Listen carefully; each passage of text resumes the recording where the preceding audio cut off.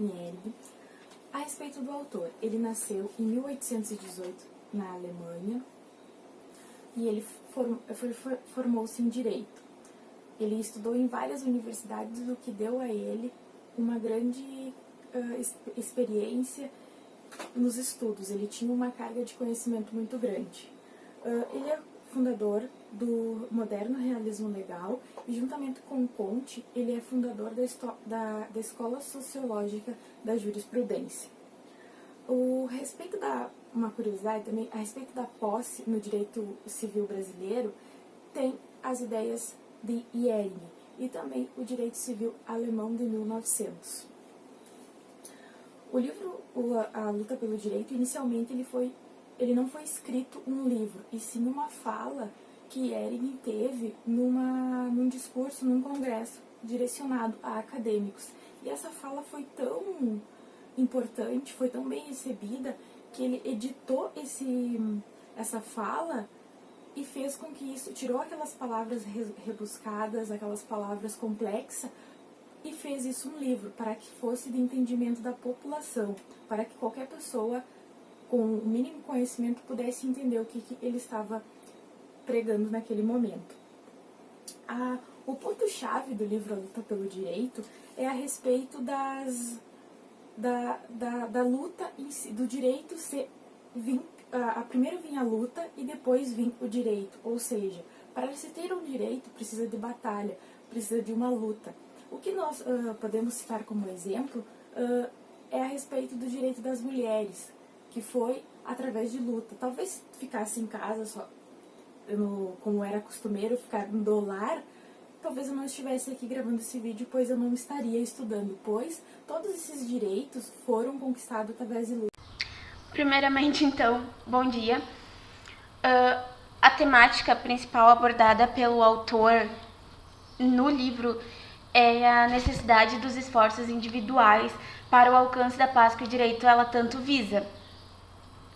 A luta pelo direito ele desenvolve de forma magnânima a realidade da justiça, com algumas palavras que para ele externam perfeitamente a opinião que ele nutre a respeito do direito, que é a paz, é o fim que o direito tem em vista, e a luta é o seu meio para o conseguir. Para ele, o direito ele é uma constante luta, porque para você conseguir os seus direitos, você vai ter que estar sempre em uma luta, às vezes consigo mesmo.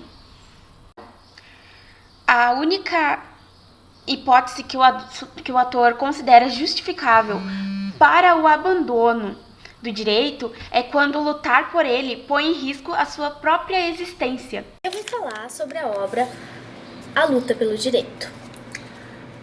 Como nós vimos no livro, o livro nos traz uma realidade, que essa realidade vem por trás da aquisição da sociedade.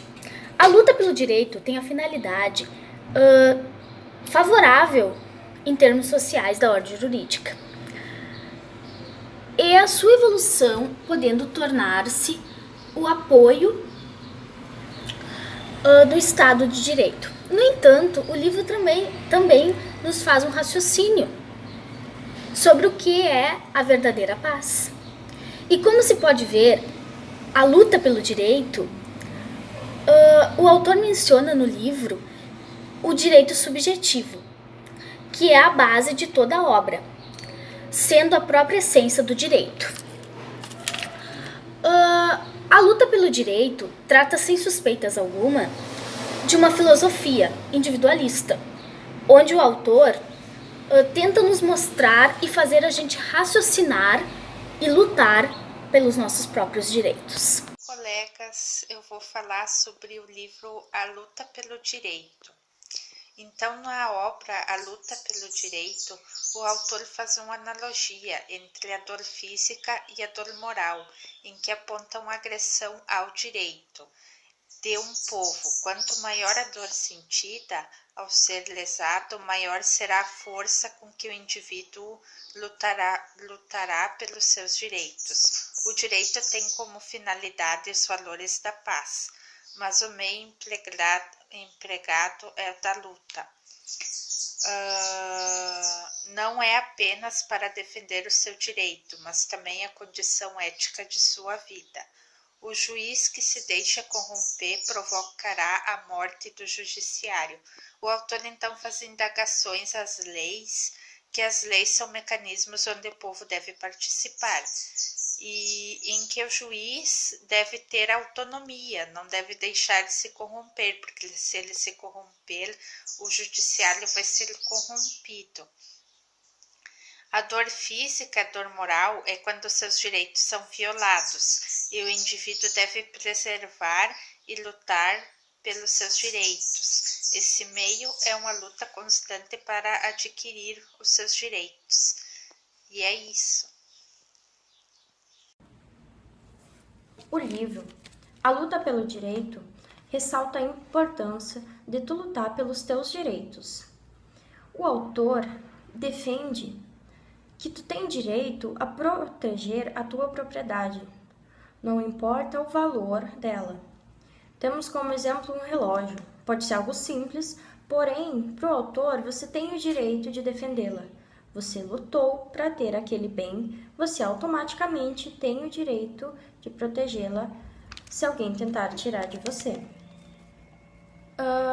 Tem um trecho do livro que o autor ele compara o nascimento da lei com o nascimento do homem, que ele diz que ambos são nascidos de uma dor de um parto. A mãe sofre e batalha pelo nascimento de um filho. Assim é como a lei. Para aquela lei ser criada, geralmente existem pessoas que lutam por aquela lei. Temos o exemplo da Lei Maria da Penha, que é a lei que protege as mulheres de seus agressores. Foi uma lei que demorou para existir, porém ela foi conquistada com a luta das mulheres e que hoje é uma lei que as protege, um direito das mulheres. O autor também diz que você não deve esperar pelo Estado, e sim você deve ir à luta. Olá, meu nome é João Leonardo Ortiz Carvalho. Eu vou estar falando a respeito da luta pelo direito após as redes sociais. Bom, as redes sociais têm se demonstrado muito importante para a luta pelo direito. Hoje em dia, a utilização das redes sociais é um meio democrático pela qual a gente pode lutar pelo direito. Como fala no livro, a luta pelo direito, ela se constrói aos poucos, né? A luta começa lá na base da população, que ela não pode ficar calada ao abuso do direito ou à negação de seus direitos. Então, as redes sociais é um meio democrático. Hoje em dia, todo mundo tem utilizado dela uma ferramenta para a divulgação dos seus ideais, a divulgação do que elas acham importante, até um meio de lutar pelas melhorias sociais que hoje em dia a gente percebe que o governo tem falhado em garantir o direito da população. Então, a gente espera que continue essa liberdade, né, de se expressar pelos meios online, pelo Facebook, pelo YouTube, que hoje em dia elas têm se desligado mais dos meios midiáticos, que muitas vezes a TV tem sido influenciada pela política. Querendo ou não, as redes sociais elas exercem uma influência muito grande na política e elas fazem com que o poder legislativo, o poder executivo e até mesmo o judiciário comecem a perceber o que está faltando, o que precisa ser feito para a população, e elas têm uma grande divulgação. Então, as redes sociais ela tem uma força muito grande, ela é um meio muito poderoso de se fazer, até a gente percebe na política hoje em dia, ela foi amplamente usada. Então, não é só para isso que serve. mas também tem que ter um pouco de cautela quanto à sua utilização.